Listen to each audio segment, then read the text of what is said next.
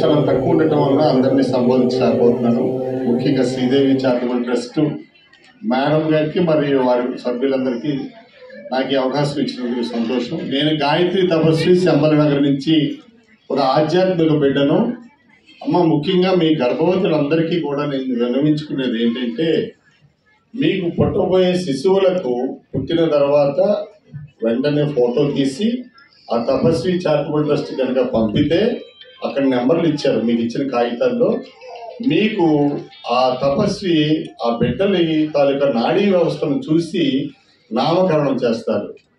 ఏ నామంతో పలికితే వారు చైతన్యవంతులుగా ఉంటారో ఆ నామకరణం ఒక ఋషి చేత చేయించడం అనేది ఈ రోజుల్లో, ఈ యుగంలో చాలా అరుదు. సో మీకు దగ్గరగా ఉన్న ఎస్కోట్లోనే ఆ తపస్వి చారిటబుల్ ట్రస్ట్ ఉంది. మీరు అక్కడ మీ బిడ్డలందరికీ నామకరణం చేయించుకోవచ్చు. రెండోది, ఆ శిశువుల్ని 21 రోజుల నుంచి 90 రోజుల్లోపు కనుక అక్కడికి తీసుకొస్తే ఆ ఋషి తండ్రి వారిని తాగుతారు. అజ్ఞాతంగా ఉంటారు వారు, 5.5 సంవత్సరాల నుంచి అజ్ఞాతం. వారి తాకి నుదుటి మీద, వెన్నుముక మీద, అలాగే బొడ్డులో ఒక తీర్థం వేసి వారిని చూసి వారికి వంశపారంపర్యంగా జీన్స్ పరంగా వచ్చే వ్యాధుల నుంచి అరికట్టబడతాయి. అవి మీరు అందరూ ఉపయోగించుకోవాలని ఈ అవకాశం ఇచ్చిన మీరందరికీ ధన్యవాదాలు.